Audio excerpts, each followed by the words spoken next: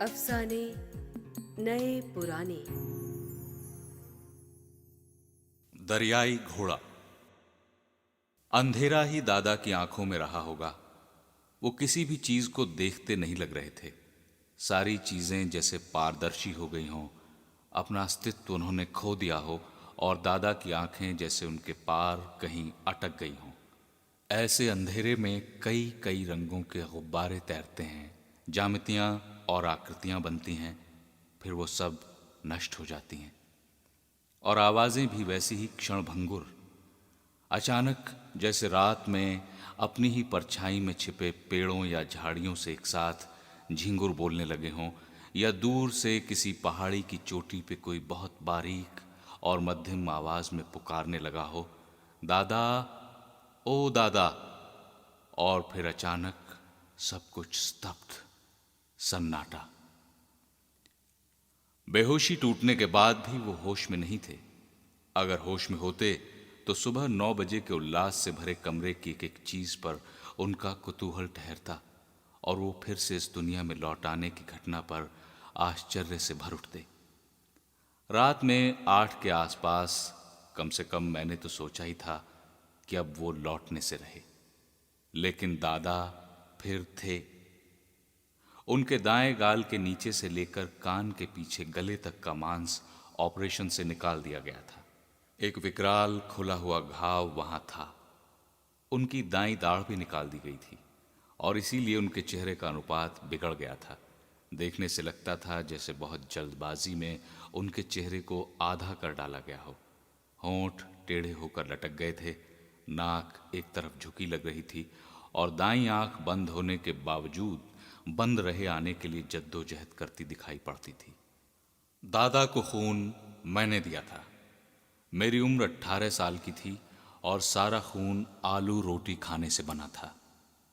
उस खून में काजू, मुनक्का या तरह तरह के फलों का सत नहीं था, और इस खून की मात्रा 600 सीसी थी। मैं अपने प्रति दया और गर्व से भरा हुआ था, और प्रतीक्षा कर रहा था कि दादा के होश में आते ही मैं चिल्लाकर बताऊं कि लो देखो, जिसे तुम सबसे ज्यादा आवारा, फक्कड़, निकम्मा और गया गुजरा समझते थे, वो कितना वफादार और पितृ सेवक निकला। हरीश दा और अमरेंद्र तो उस वक्त खिसक लिए, आखिर मैं ही काम आया ना। लेकिन दादा मुझे पहचान ही नहीं रहे थे। मुझे देखते हुए भी लगता था कि जैसे वो दूर किसी पुराने मंदिर के गुंबद के ऊपर मंडराती चील को देख रहे हों, या मेले की चक्री में दौड़ते लकड़ी के घोड़ों में से किसी एक को देख पाने की कठिन कोशिश में लगे हों, या फिर नदी किनारे फैली हुई दूर दूर तक की रेत में उड़ते किसी पुराने अखबार के टुकड़े को घूर कर उसमें कोई खबर पढ़ जाने की धुन में हो। मैं रोने रोने को हो आया। गले तक आया रुलाई का भपका अटक गया था, जिसे फूटने से मैं रोके हुए था। दादा के सामने मैं था। कक्का बैठे थे। दादा ने दोनों को नहीं पहचाना, पहचानने की कोई कोशिश भी नहीं की थी, बल्कि वो देर तक उस नर्स को ताकते रहे थे जो ड्रेसिंग करने आई थी। कक्का ने दो एक बार जोर से कहा, भाई मुन्ना की ओर देखो, रो रहा है, सुनाई पड़ता है। दादा लेकिन निर्लिप्त थे। रात 10 बजे दादा ने पानी मांगा। तब तक मैं रिश्तेदारों को तार कर चुका था कि ऑपरेशन सफल रहा। वो मुस्कुराए कि लो, आखिर मैं लौट आया। तुम लोगों ने तो विदा ही दे दी थी। वो उस समय सचमुच कहीं बहुत दूर से आते हुए लग रहे थे। बहुत सारी सीढ़ियां एक सांस में चढ़ जाने पर जैसी थकान और विजय में रंगे हुए चेहरे की चमक होती है। उन्हें धीरे धीरे हंफनी छूट रही थी, सांसें बढ़ गई थीं। फिर भी उनके चेहरे की तरफ देख पाने का हौसला मुझ में बार बार चुक जाता था। उन्हें सुबह उठकर साबुन की झाग लगाकर उस पर शेविंग ब्रश की फटफट करते मैं सालों से देखता रहा था। वो दाढ़ी बनाते वक्त एक खेल खेलते थे। ब्रश फटफटाते तो साबुन के छींटे आसपास कमरे भर में उड़ने लगते। फिर बाद में रेजर चलाने के बाद तौलिए से पहुंचते ही एक साफ सुथरा गोरा चेहरा निकल आता, दादा का चेहरा। और अब वहां एक बिना शक्ल का लोंदा था, मांस का एक लोथड़ा। कैंसर था जिसका ऑपरेशन हुआ था। कार्सिनोमा ऑन चीक, यानी गाल के भीतर भीतर दाढ़ों से होता हुआ गले में स्वर यंत्र तक फैला हुआ राज रोग, और दुनिया के तमाम वैज्ञानिकों के पास जिसकी कोई दवा नहीं है। मैं भागकर नर्स के पास पहुंचा था। दादा पानी मांग रहे हैं। वो केरल की रही होगी, काली और सुंदर, बिल्कुल दुबली। दुबली नर्सों को देखकर मुझे लगता है कि वो गुस्सैल और चिड़चिड़ी होती होंगी, प्यार भी करती होंगी तो आदमी को तोता बना के पाल लेती होंगी शायद। नर्स परेशान थी, फिर डॉक्टर से पूछने चैम्बर में चली गई। जब लौटी तो उसके हाथ में रबर की एक ट्यूब थी, फीडिंग ट्यूब। फीडिंग ट्यूब दादा की नाक में डाल दी गई, काफी भीतर तक कि उसका एक छोर आहार नली तक पहुंच जाए। इसी ट्यूब से पानी देना होगा, सिरिंज में भरकर। भूख लगे तो लिक्विड फूड, तरल भोजन जैसे दूध, फलों के रस, प्रोटीनेक्स, कच्चे अंडे और मौसमी के रस का घोल वगैरह। दादा असहाय थे इस कदर। जब हम छोटे थे, दादा अपने मुंह में दोनों हाथों की एक एक उंगली फंसाकर होठों को दोनों तरफ गाल तक खींच लेते थे। उनका जबड़ा तब दरियाई घोड़े की तरह बन जाता, और वो फाऊ फाऊ फाऊ करते तो हमें मज़ा भी आता और हम डरते भी थे। घिघियाते हुए हम लोग हंसा करते थे। ऐसे में दादा इतने कम दादा रह पाते थे कि लगने लगता था कि बस अब पलक झपकी कि दादा दरियाई घोड़ा बनकर लपक लेंगे। बड़ा नाजुक लम्हा होता था वो, लेकिन दादा हर बार दरियाई घोड़ा बनते बनते कहीं चूक जाते थे और हमारी सांसें लौट आती थीं। इसी मौके पर जब वो चूकते, इतना खतरनाक मौका उनके हाथ से निकल जाता, हम जीत जाते थे। और इसी मौके पर हम हंसना शुरू करते थे। हम हंसते हुए उन्हें हरा दिया करते थे। दादा कभी कभी हनुमान जी भी बनते थे। दोनों गालों में हवा के लट्टू भरकर वो फुला लेते, फिर दोनों हथेलियों को एक साथ दोनों तरफ से गालों पर पटक देते, यूं कि जैसे ताली बजाते वक्त बीच में अपना हनुमान वाला चेहरा रख दिया हो। फुर्र की आवाज के साथ हवा निकल जाती और हनुमान जी वापस दादा में बदल जाते। अब ये दोनों खेल असंभव थे, इसलिए नहीं कि हम लोग बड़े हो गए थे। कम से कम मैं तो बड़ा नहीं हुआ था, 18 साल का होने के बाद भी। इसलिए कि दादा का चेहरा डॉक्टरों ने चीर फाड़ डाला था। उनके होंठ अलग अलग होकर झूल गए थे, दायां गाल और दाईं दाढ़ थी नहीं। लगता है मैं फिर रोना चाहता हूं, कई बरसों का रोना एक साथ। अब तक जिसे रोक कर घोंट कर रखा हुआ है मैंने, हिलक हिलक कर रोना। मैं पेड़ बन जाऊं आंधी के बीच और सारे शरीर, सारे पत्तों को झंझोड़ कर रो लूं, दादा दादा कहकर। लेकिन यहां कोई नहीं है जो उसे सुने, क्योंकि दादा और मेरे बीच चल रहे खेल का कोई और पार्टनर नहीं है, कोई और जोड़ीदार नहीं, कोई और गवाह नहीं। कक्का, हरीशदा और अमरेंद्र की तो अपनी दुनिया है। वहां दादा होंगे भी तो अब वो सिर्फ एक बीमार आदमी की तरह होंगे। आज वाले दादा इस कदर बेसहारे, जिनकी नाक में फीडिंग ट्यूब लगी है, आधा चेहरा गायब है, जो बोल नहीं सकते। या दादा होंगे शराब के नशे में धुत, दरी और फर्श पे अपनी कै के बीच बेहोश पड़े हुए, कर्ज में लदे, दिन रात पागलपन के दौर में खाने पीने के बर्तनों को फेंकते हुए, बिना बात झगड़ा करने पे उतारू, गाली गलौच में लगे, बोतलों के बीच अपना जिस्म, दिमाग, जमीन जायदाद सब स्वाह करते हुए दादा। क्या नहीं जानते हरीशदा और अमरेंद्र की दादा दरियाई घोड़ा थे, हनुमान जी थे। दादा एक दिन छप्पर पे टंगी गिल्ली लेने लंगूर की तरह खपरेलों पे जा चढ़े थे। नीचे अम्मा चीख रही थी कि इस साल लगता है बरसात में घर बहाएंगे खपरेल तोड़कर। बच्चे तो हैं नहीं, ये भला कोई बात है। और दादा ऊपर से हूप हूप करने लगे थे। हम ताली की खुशी से अम्मा को चिढ़ा रहे थे, वो चिढ़ भी रही थी, जिससे दादा और बढ़े जा रहे थे। तभी हमने देखा कि दादा की पूंछ उगी उनका मुंह लंगूर की तरह काला हुआ और वो कूदते फांदते हुए मुंडेर की दूसरी तरफ उतर गए थे।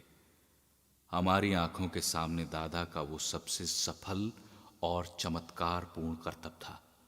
वैसे वो ताश का जादू भी जानते थे और चकवड़ के दाने को दांत से काटकर दो टुकड़े करने के बाद दोबारा छू मंतर करते ही जोड़ देते थे।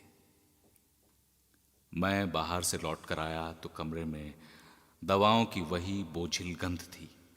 कमरे में कक्का और हरीशदा बैठे थे और जोर जोर से बोल रहे थे। शायद दादा का मन बहलाने के लिए कुछ गप्पें की जा रही थीं। इस साल फसल अच्छी होगी, बारिश ठीक हो रही है। सीलिंग में घूमते पंखे से कट कट कर ये सारी बातें चीथड़ों की तरह फर्श पर गिर रही थीं। उन्हें कोई नहीं देख रहा था। मरे हुए चमगादड़ों की तरह वो एक ढेर में इकट्ठा हुई जा रही थीं।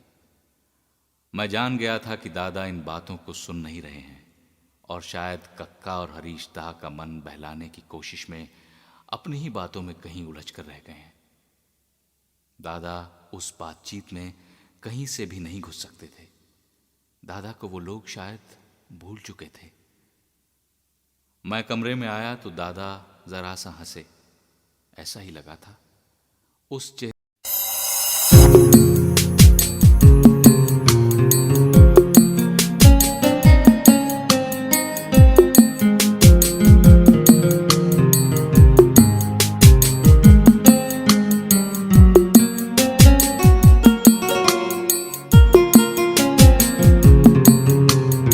में ऐसा कुछ बचा नहीं था जिससे कुछ अंदाजा लगता।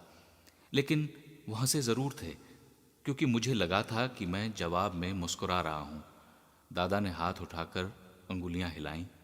इशारा था पास आने का। मैं गया तो उन्होंने मेरे माथे पर अपनी उंगलियां रखीं। भवों को छुआ। बहुत ठंडी उंगलियां थीं, सिकुड़ी हुई। मेरे गाल उन्होंने थपथपाए थे और उनकी आंखों की कोरों से पानी रिसने लगा था। तो लगता है उस केरल वाली नर्स ने बता दिया कि मुन्ना ने आपको खून दिया है। आप ऑपरेशन थिएटर की मेज पर जहां तक जा चुके थे, वहां से वापस आपको लौटा लेने वाली सीढ़ियां मुन्ना के खून ने तैयार की हैं। एक बहुत बड़ा काम कर गुजरने का दंभ मेरे भीतर उमड़ने लगा। इसके साथ ही एक बहुत गहरी आत्मीयता भी मेरे अंदर पैदा हो रही थी, जिसमें दादा के लिए मेरा प्यार पूरी तीव्रता के साथ घुला हुआ था।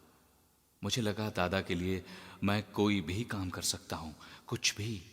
दादा मेरे सबसे निकट थे, वो ही इसे जानते थे। फिर वो काली नर्स मुझे बहुत अच्छी लगने लगी। उसी ने दादा को बताया होगा। अमरेंद्र, कक्का, हरीश दा तो दुश्मन थे मेरे। मुझे लगता है हरीश दा को अगर पता चल जाता कि दादा को खून की ज़रूरत है तो ऑपरेशन के वक्त शायद वो खुद अपना खून दे देते। लेकिन तब इस लड़ाई में मैं हार जाता। फिर जिंदगी भर के लिए वो मेरे दुश्मन हो जाते। अच्छा हुआ कि डॉक्टर मदान जब ऑपरेशन थिएटर के बाहर घबराया हुआ निकला तो उसे मैं ही मिला, नहीं तो सारा खेल बिगड़ जाता। या हो सकता है हरीश दा, कक्का और अमरेंद्र को मालूम रहा हो कि दादा को खून की जरूरत पड़ सकती है, इसीलिए वो ऑपरेशन के वक्त खाना खाने के बहाने टरक गए हों। मेरे भीतर एक उथल पुथल थी। मैं किसी भी तरह खुद को बड़ा होते देखना चाहता था। दादा का हाथ मेरे कंधे पर अब भी था। उसमें सहारे की याचना और कृतज्ञता और गर्म आत्मीयता थी, स्नेह था। मैं कहना चाहता था, दादा ये तो कुछ भी नहीं। मैं अपना गाल, जबड़ा, अपने होंठ, अपनी आंखें, सब कुछ तुम्हें दे सकता हूं। अगर डॉक्टर मदान कह बर दे कि इससे दादा दोबारा दादा हो सकते हैं, उनकी शक्ल ठीक हो सकती है और वो दरियाई घोड़ा बनकर फाऊ फाऊ कर सकते हैं। मैंने दादा के हाथ को अपनी दाईं हथेली में दबा लिया। मेरा खून जोरों से दौड़ रहा था और उसकी एक एक बूंद दादा के लिए थी।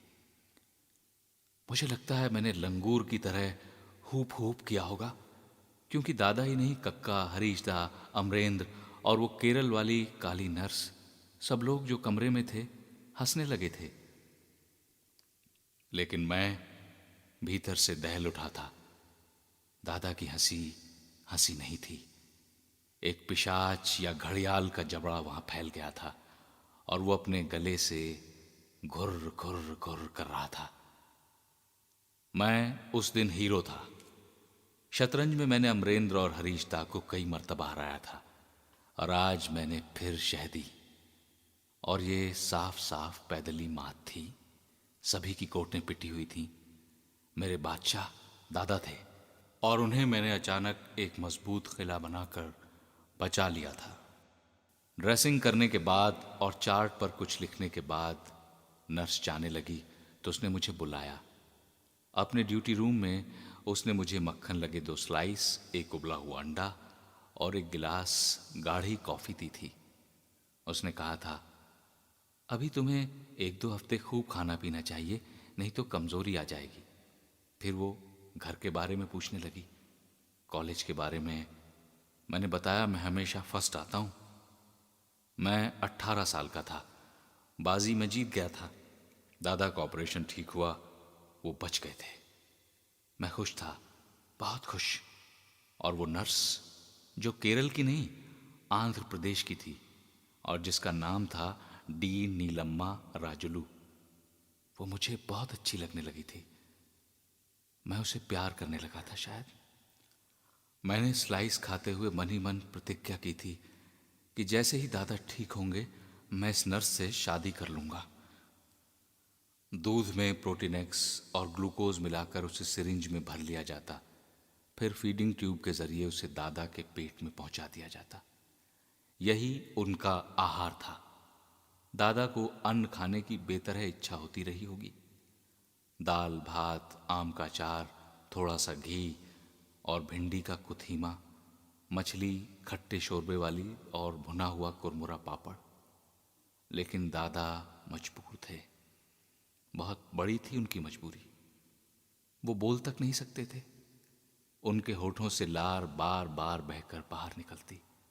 एक तौलिया रख दिया गया था वहां, जिससे वो उसे पहुंचते। होंठ ढीले होकर झूल गए थे, इसलिए कोई रोक टोक नहीं रह गई थी।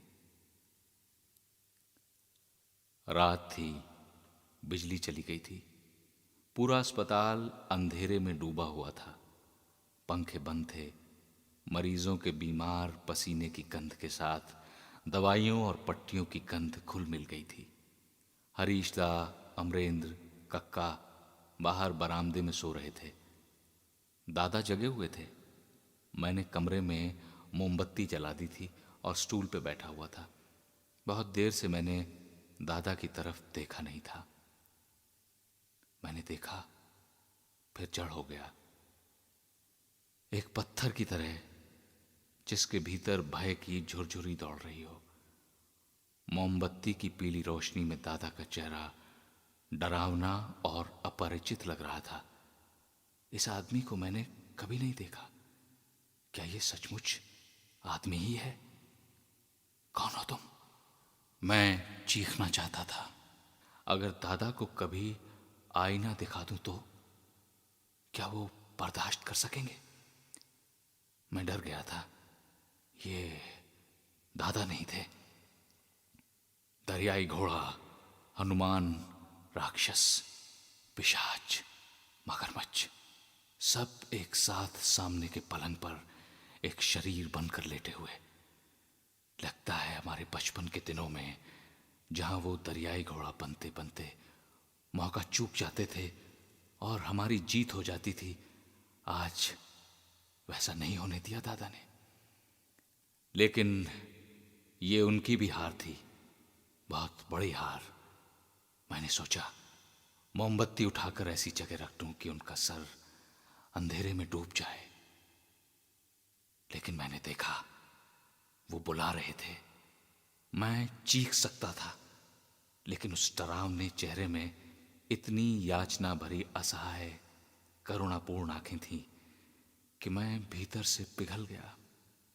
वो लाचारी असहनीय थी जो दादा की आंखों से झांक रही थी। फुटपाथ पर किसी भयानक कोढ़ी को, जिसका आधा चेहरा गल गया था, भीख मांगते मैंने देखा था। वैसी ही, बल्कि उससे भी ज्यादा डरावनी लेकिन दयनीय आंखें। मैं उठकर गया। दादा ने मुश्किल से अपनी बाईं हथेली पर दाएं हाथ का अंगूठा रखा और उसे घिसने लगे। क्या? मैं जोर से बोला। ऐसे में, ऐसी हालत में उनकी आंखों में याचना और गहरी होती गई। वो मुझसे भीख मांग रहे थे। दादा बहुत मजबूत आदमी थे, कसी कदकाठी के, हट्टे कट्टे, बिगड़ैल और दबंग। घर ही नहीं, घर के बाहर भी उनका रौबदाब हुआ करता था। दादा के चेहरे पर ऐसी दीनता मैंने पहली बार देखी थी। मोमबत्ती की पीली थरथराती रोशनी में एक भयानक विरूप चेहरे से झांकती आंखों की दीनता। ये आंखें दादा की थीं। दादा मेरे पिता थे, लेकिन इस चेहरे और इन आंखों से मैं अपरिचित था। मैंने उनके धड़ की ओर देखा, जो अस्पताल के पलंग पे पड़ा था। उसके ऊपर सफेद चादर थी। फिर उनके हाथ, जो ऑपरेशन के बाद खून की कमी से या लंबी बीमारी से जर्द हो गए थे। उनमें नीली नसों के जाल उभरे हुए थे। कमजोर रोशनी के बावजूद मैं उन्हें देख सकता था। मैंने देखा, उनके नाखून बढ़ गए थे और उनमें मैल भरा हुआ था। दादा ने दोबारा वैसा ही किया। मैं अब सचमुच रो देना चाहता था। उठकर बाहर गया। कक्का की नाक गुर्रा रही थी। हरीश दा रेडियो सुनते सुनते सो गए थे। बहुत ही मध्यम आवाज में रेडियो अब भी बज रहा था। मैंने उसे बंद किया। कक्का की थैली से तंबाकू चूना निकाला, मला और बनाकर दादा के पास ले गया। दादा ने चुटकी में तंबाकू लेकर मुंह में रखा। उसे मुंह कहें तो लार का बहना जरा देर के लिए रुका। वो संतुष्ट हो गए, जैसे लंबे तनाव से राहत मिली हो। अब वो मेरी तरफ नहीं देख रहे थे। सारी दीनता गायब हो गई थी। अब वो फिर से एक मजबूत आदमी थे, निर्लिप्त। मैंने मोमबत्ती की जगह बदल दी। दादा का चेहरा ठीक हो गया। मैं उन्हें फिर लौटा लाया था। दादा, तुम अब कुछ नहीं बन सकते, कुछ भी। अब तुम दादा हो सिर्फ। और ऐसे ही अंधेरे में, जब ठीक ठीक रोशनी नहीं होगी, तब भले ही कुछ जादू वादू कर लो, कोई दांव खेल जाओ, नहीं तो समझ लो सारा खेल खत्म। अब बनना लंगूर, तोड़ना खपड़े, हड़कम मचाना दारू पी के घर में, फेंकना लोटे थालियां। गए वो दिन दादा जब तुम फाख्ते उड़ाते थे। मैं जब सोने गया, सर इतना भारी था कि दर्द होने लगा था। पलकों पे जैसे जोर जोर से भाप छोड़ी जा रही हो, गर्म गर्म और बेहद तकलीफ दे। ऐसे तनाव और चिंता में सपने नहीं होते, होता है एक अंधेरा, रात भर लंबा, जो दुख की तरह सारी नींद और छाती में फैलता ही जाता है। एक स्याह चादर। ये कालापन रात का होता है या उम्र के अंधेरे का, फैसला मुश्किल है। बहरहाल,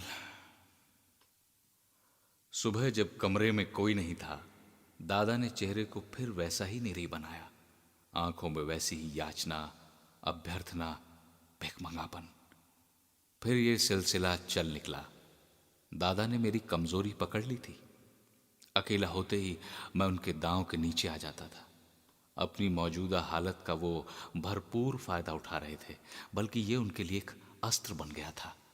इतने शातिर और चालाक तो दादा जिंदगी में नहीं थे। फिर मैं उन्हें मना कैसे करता?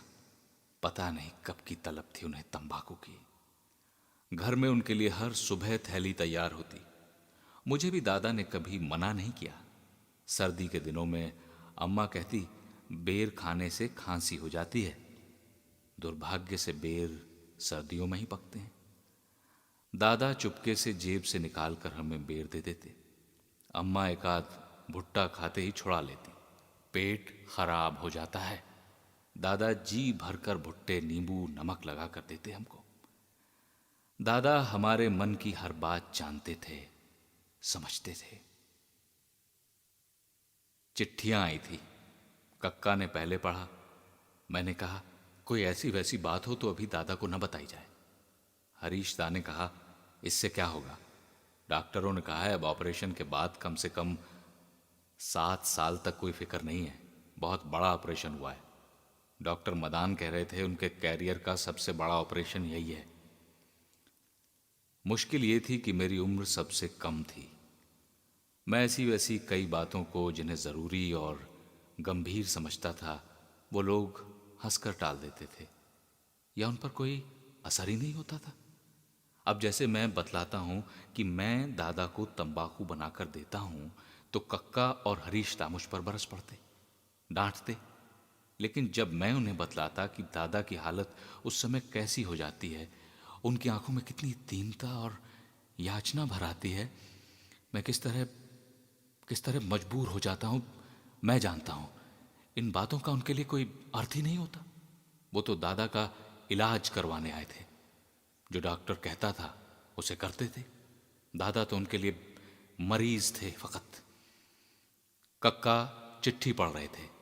लिखा था ग्राम पंचायत का, जिसमें दादा सरपंच थे, पुनर्गठन किया गया है और पंचायत अधिकारी ने चुनाव के पहले तक के लिए भीमराज को सरपंच बना दिया है। भीमराज के साथ हमारी पुश्तैनी दुश्मनी थी। बहुत घाघ आदमी था वो। दादा अपने गांव से 8 महीने से बाहर थे। वहां उनके सारे निशान मिटाए जा रहे थे। दूसरा खेमा बढ़ रहा था। दादा के साथ वो लोग भीमराज और तिलक राज के गुट में जा चुके हैं। 1-2 लोग जो बचे हैं वो निराश हैं कि दादा इस बार चुनाव जीत पाएंगे। पूरा गांव ढह गया है। पश्चिमी सिवान के खेतों को जिन बटाईदारों ने लिया था, उन्होंने वहां हल तक नहीं चलाया। गांव में किसानों के खेत में 4-4 अंगुल धान के पौधे आ गए हैं और हमारे यहां बुआई तक नहीं है। सोसाइटी की तरफ से तकाबी की वसूली के लिए कागजात आ चुके हैं। चपरासी नोटिस दे गया था।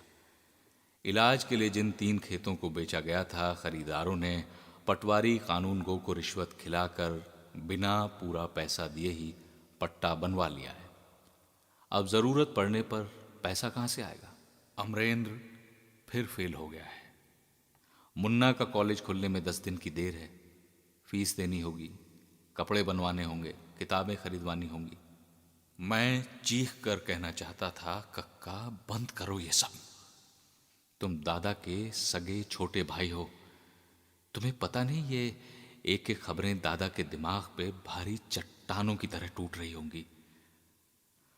मैं जानता था कि डील डॉल और रौबदाब के बावजूद दादा भीतर से बहुत कमजोर थे।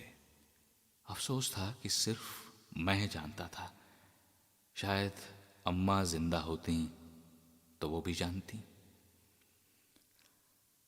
चिट्ठियों को पढ़ने के बाद कक्का अपनी बुजुर्गाना सलाह देने लगे, जैसे दादा के सबसे आत्मीय वही हों।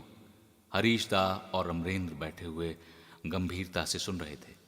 दादा बोल नहीं सकते थे, लेकिन सिर्फ मैं देख सकता था साफ साफ कि दादा बेचैनी से छटपटा रहे हैं और वो छुटकारा चाहते हैं। बार बार लार बहती जाती थी। दादा ने उसे तौलिए से पहुंचना भी बंद कर दिया था। वो बिल्कुल निष्पंद थे, निश्चल।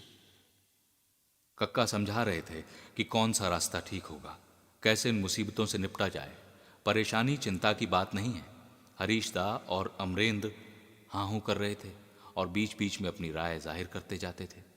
दादा ने एक बार कक्का की ओर देखा। कक्का नहीं समझ सके, लेकिन मैंने देखा कि उनमें गहरी वितृष्णा थी। वो कहना चाह रहे थे, मुझे छोड़ दो कुछ देर, मैं क्या करूं मेरी समझ में नहीं आता। दिन भर दादा निश्चल ही रहे थे, आंखें मूंदे। बस 2-3 बार उन्होंने मुझसे तंबाकू के लिए इशारा किया, लेकिन इस बार कहीं भी याचना नहीं थी। वो अपने में डूबे हुए थे, कुछ सोच रहे थे। क्या सोच रहे थे दादा? इन चीजों से छूट नहीं सकते आप। कुछ दिन तक न पता चलता, चिट्ठियां न सुनते, ठीक है। फिर इसके बाद भले चंगे होते ही सारी मुसीबतें आपके कंधों पर, सर पर, दिमाग की तमाम सारी नसों पर भर भरा कर गिरती। मैंने अपना खून आपको इसीलिए दिया है, इसीलिए आपका इलाज चल रहा है, इसीलिए कक्का, अमरेंद्र और हरीश दा यहाँ टिके हुए हैं कि बस ज़रा सा आप ठीक हो लें, फिर सारी मुसीबतें अपने दिमाग में रखकर हमें छुट्टी दे दें। हम अभी कम उम्र के हैं, जवान हो रहे हैं, हम खेलना चाहते हैं, आवारागर्दी करना चाहते हैं। अच्छी शय लगाई हमने। आप ठीक हो गए तो हम जीते, और आप जीते तो अपनी जिंदगी से हाथ धो बैठेंगे आप। दादा, ये मैं नहीं हूं आपका मुन्ना जो सोच रहा हूं। लगता है असलियत ही यही है। हम आपको ठीक करते हुए अपना भला करना चाहते हैं। आप ठीक नहीं होंगे तो आपका कर्ज हम पटाएंगे, पम्मी की शादी हम करेंगे, जमीन का बोझ हम ढोएंगे। हम सरपंच कैसे बनेंगे? हम इज्जत कैसे पाएंगे? एक बात कहूं दादा, आप हमें मात देना चाहते हैं ना, तो बस फुर्र हो जाइए, उड़ जाइए, या पूंछ उगाकर लंगूर की तरह खिड़की से फलांग कर अस्पताल की छत से गुजरते हुए जंगल में हुप हुप हुप कीजिए। हो जाए चमत्कार। कैसा आइडिया है? ये रात का वक्त था, करीब 10 बजे। जब डॉक्टर मदान दादा को देखकर बाहर निकले तो दादा ने मुझे बुलवाया। उन्होंने कागज पर कांपते हाथों से लिखा था, एक पाव ले आओ, डॉक्टर से पूछ लिया है। तो दादा इस पर भी उतर आए। अभी तक सिर्फ तंबाकू तक था, अब ये भी चलेगा। मैं नीलम्मा के पास गया, ऊँघ रही थी। मुझे देखकर खुश हुई। इतनी रात ड्यूटी रूम में मुझे आते देख जाने क्या सोचा हो। उसने बताया कि तुम्हारे फादर एडिक्टेड हैं। डॉक्टर साहब ने कहा है कि अगर बिल्कुल बंद कर दिया गया तो हेल्थ के लिए नुकसानदेह हो सकता है। एक क्वार्टर ले आओ अच्छी विस्की का, और 3-4 दिन तक थोड़ा थोड़ा सिरिंज से देते रहो, जैसे फीड करते हैं। ये भी उसने बताया कि इसीलिए उनका एपेटाइट ठीक नहीं रह पाया है, और इलाज में भी वो अच्छी तरह रिस्पॉन्स नहीं दे पा रहे हैं। कक्का को पता चला तो बिगड़े। तुम लगता है भैया को ठीक नहीं होने दोगे। ऐसी सोहबत मोहब्बत ठीक नहीं होती। मैंने कहा, डॉक्टर ने कहा है नुकसान नहीं होगा। कक्का ने कहा, मैं और हरीश सोचते थे कि इस इलाज के फेर में चलो पीना तो छूटा, लेकिन लगता है ऐसा होगा नहीं। विधि जो लिखा लिलार पर। मैं लेकर आया तब तक 11 बज रहे थे। दादा जगे हुए थे। लग रहा था जैसे इसी के इंतजार में बैठे हों। मैंने जेब से निकालकर स्टूल पे रखा तो दादा खिल उठे। उन्होंने इशारे से बोतल मांगी, उसे पढ़ते रहे। Old monk. खुश रहे होंगे कि देखो शीशी के ऊपर पादरी बना है। उन्होंने फिर संकेत किया पिलाने के लिए। मैं दहल गया। एक अजीब सी वितृष्णा मेरे भीतर भर उठी। दादा हमेशा हम लोगों से छिपा कर पीते थे, कभी सामने नहीं पी उन्होंने। नशे में धुत होते, कै करते, लेकिन हम लोगों को देखकर कहते, मुन्ना ये आखिरी बार है, अब छोड़ दूंगा। कभी कभी वो नशे में होते हुए भी ये जान जाते कि हम जान गए हैं कि उन्होंने पी रखी है। ऐसे में वो गुस्से से बौखला के कहते, यहाँ क्या काम है, मेरे सिर पे मंडरा रहे हो, जाओ बाहर जाओ, लिखो पढ़ो, जाओ। ये पहली बार था कि मुझे खुद उन्हें शराब पिलानी पड़ रही थी, और उन्होंने भी इतनी बेशर्मी से मुझसे ये काम करने को कहा था। अच्छा होता ये काम कक्का कर देते, या नीलम्मा कर देती, या डॉक्टर मदान। मैंने कहीं पढ़ा था कि नशे की लत आदमी के व्यक्तित्व को इतना पतित कर देती है कि वो किसी भी हद तक उतर सकता है। दादा के साथ भी लगता है यही हुआ था।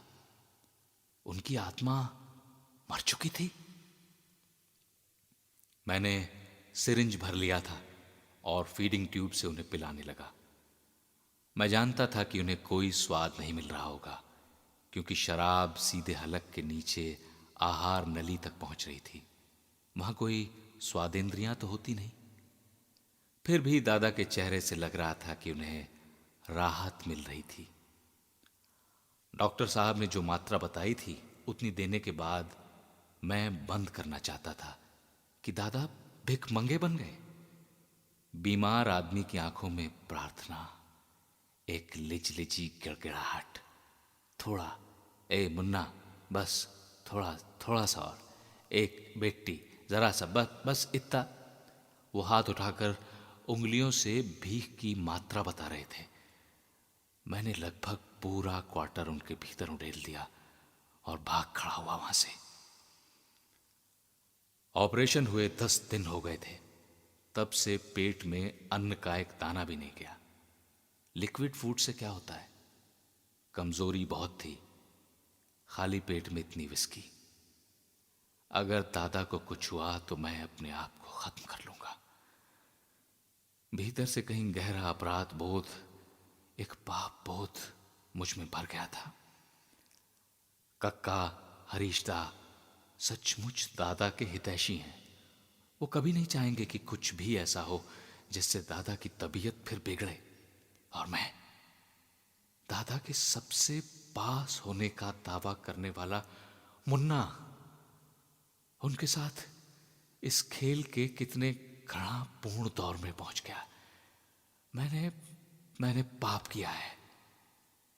हे ईश्वर, दादा को कुछ ना हो। दादा नशे में थे। मैं 1 बजे रात टॉयलेट जाने के लिए उठा। टॉयलेट उसी कमरे में अटैच्ड था। देखा दादा जगे हुए थे। उन्हीं के बेड के पास से जाना था। मैं वहां से निकलने लगा तो दादा ने हाथ पकड़ लिया। वो बोल नहीं सकते थे। गले से लेकर गाल तक ऑपरेशन का घाव था, गहरा। जीभ पथराई हुई थी, होंठ ढीले। फिर भी मैंने सुना, फी फाओ खा खा खा जैसी भयानक आवाज।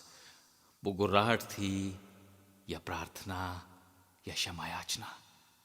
मैं सकते में था। उनका चेहरा मेरी आंखों के सामने घूम गया। राक्षस, दरियाई घोड़ा, मगरमच्छ, शेर। मैं डर के मारे चीखना चाहता था, लेकिन नहीं। दादा तो रो रहे थे, फूट फूट कर। मेरे हाथ पर गर्म आंसू गिर रहे थे। मैंने दादा के सर पर हाथ रखा तो ये पहाड़ आखिर पिघल उठा। बर्फ था ये। मुझे शुरू से शक था, कितना हौसला होता, जब्त की भी एक हद होती है। रात थी ये 12 जुलाई की, 1 से ऊपर का वक्त। मैं भी रो रहा था। मैं क्या दे सकता हूं तुम्हें दादा? कहो तो मर के तुम्हें बचा लूं, ऐसा हो सके तो। मैं जानता हूं तुम्हारे जाते ही ये घर बिखर जाएगा। हरीशदा, अमरिंदर, पम्मी, कोई मुझे नहीं जानता। कौन है ये लोग? तुम जब तक हो तब तक। तुम्हारे बाद मुन्ना, एक गुमसुम लापरवाह लड़का। दूसरे दिन जब शहर से साबुन वगैरह सामान लेकर लौटा तो कमरे में कक्का, अमरेंद्र, हरीशदा थे। हरीशदा संतरे छीलकर रस निकाल रहे थे दादा के लिए। कक्का चिट्ठी पढ़ चुके थे। दादा का चेहरा थरथरा रहा था। वो जड़ हो गए थे, बिल्कुल निढाल। चिट्ठी में था कि हमारी निम्मो बुआ, दादा की सबसे चहेती बहन, ससुराल से लौट आई है। फूफा ने उन्हें घर से निकाल दिया है। पीठ और बाह पर सलाख और सिक्के से दागने के निशान हैं। अमरेंद्र का एडमिशन अब नहीं होगा। दूसरी बार वो फेल हुआ है। अब प्राइवेट परीक्षा देनी होगी। पम्मी को लेकर गांव में बातें फैल रही हैं। खेती तो चौपट है ही। घर का पिछवाड़ा जो पिछले आषाढ़ में गिरा था, वहां किसी तरह से कटीली झाड़ियों की बाड़ लगा दी है। लेकिन घर में कोई सुरक्षा नहीं, कोई आड़ नहीं। 1000-2000 हो तो मरम्मत हो। लोग कहते हैं सरकारी तकाबी का रुपया बहुत दिनों तक नहीं अटक सकता। डिग्री हो जाएगी। कक्का ने ही चिट्ठी पढ़ी थी। हरीश दा चुप बैठे थे। ये सब गिद्ध हैं, चमर गिद्ध, आदमखोर। मैं कैसे समझाऊं कक्का कि तुम ठीक नहीं कर रहे हो। हरीश दा, अमरेंद्र, तुम सब लोग तो कुछ समझो।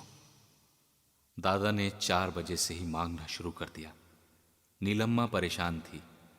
इतना पीते हैं, बाप रे बाप। उसने कहा 9 से पहले मत देना, मना कर दो। मैंने जोर से कहा डॉक्टर ने मना किया है दादा, अभी नहीं मिलेगा, आप कमजोर हैं। दादा का पूरा धड़ थरथराया। वो उठकर बैठ गए। पहली बार ऑपरेशन के बाद उठकर बैठे थे। उनका चेहरा दर्द से ऐंठ गया था। वो सचमुच भयावह लग रहे थे। गहरी घृणा और क्रोध उनकी आंखों में था। तू भी मुन्ना? उन्होंने गुस्से में नाक से फीडिंग ट्यूब खींचकर फेंक दी। पीड़ा से वो लगभग चीख पड़े थे। फिर उन्होंने पलंग के नीचे उतरने की कोशिश की, हाथ से अपनी पट्टी नोचने की कोशिश की, लेकिन वो घाव से चिपकी हुई थी। वो लड़खड़ाते हुए खड़े हुए। कमजोरी इतनी थी कि खुद का शरीर नहीं संभला और फर्श पर गिर गए, बेहोश हो गए थे।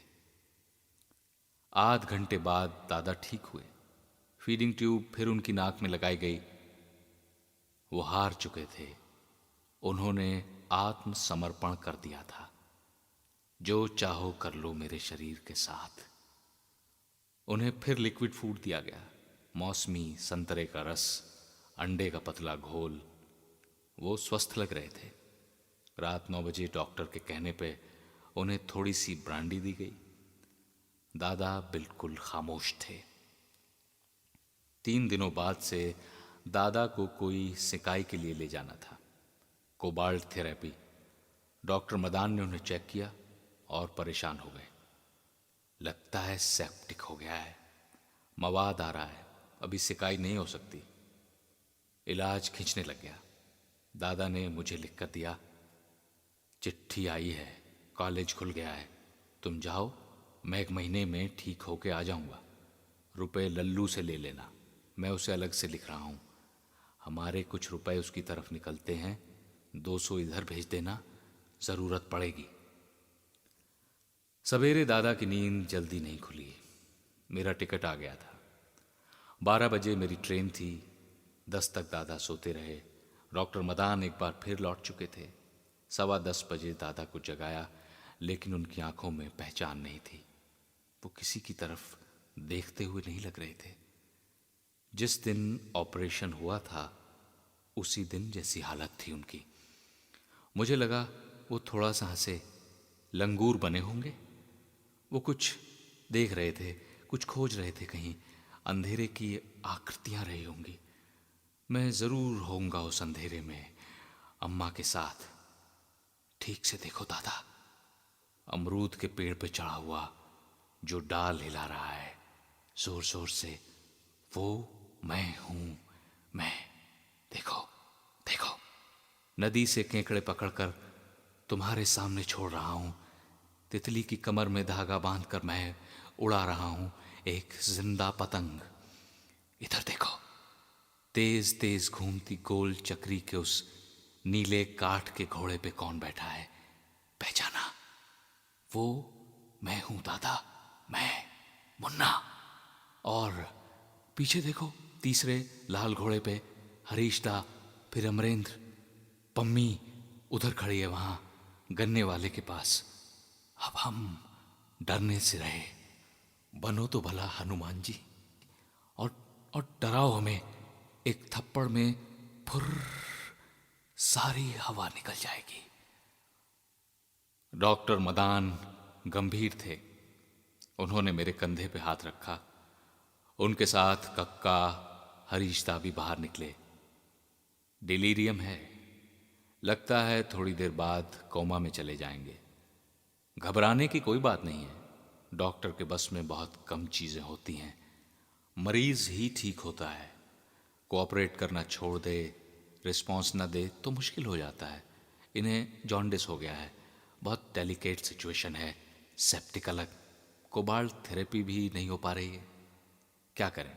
देखिए, घबराने से कुछ नहीं होगा, हम पूरी कोशिश कर रहे हैं। मैं रहकर भी क्या कर लेता। उम्मीद थी दादा फिर ठीक होंगे। 11 बजे मैं फिर कमरे में गया। दादा कोमा में थे। पैर छुए, माथा वहीं रख दिया।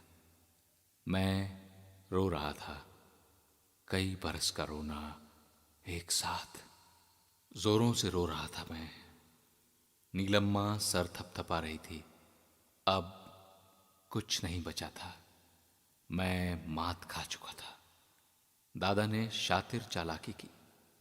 नीलम्मा से मैं कहना चाहता था, कुछ भी करो, मैं जो कुछ कर सकता हूं बताओ। ऐसा ऐसा मत होने दो। अभी अभी बहुत खून है मेरे पास। तुम नहीं जानती दादा को।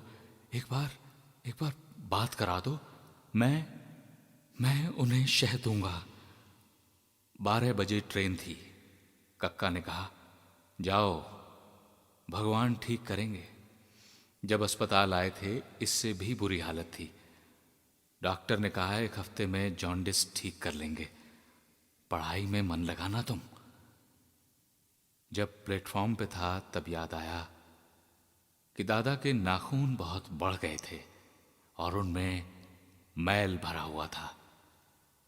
मैंने अपने मुंह के दोनों छोरों पर उंगलियां फंसाई, उन्हें खींचा और मेरा जबड़ा फैल गया, दरियाई घोड़े की तरह। मैं फूट फूट कर रो रहा था प्लेटफॉर्म पर। भीड़ के बीच अब एक तमाशा था मैं।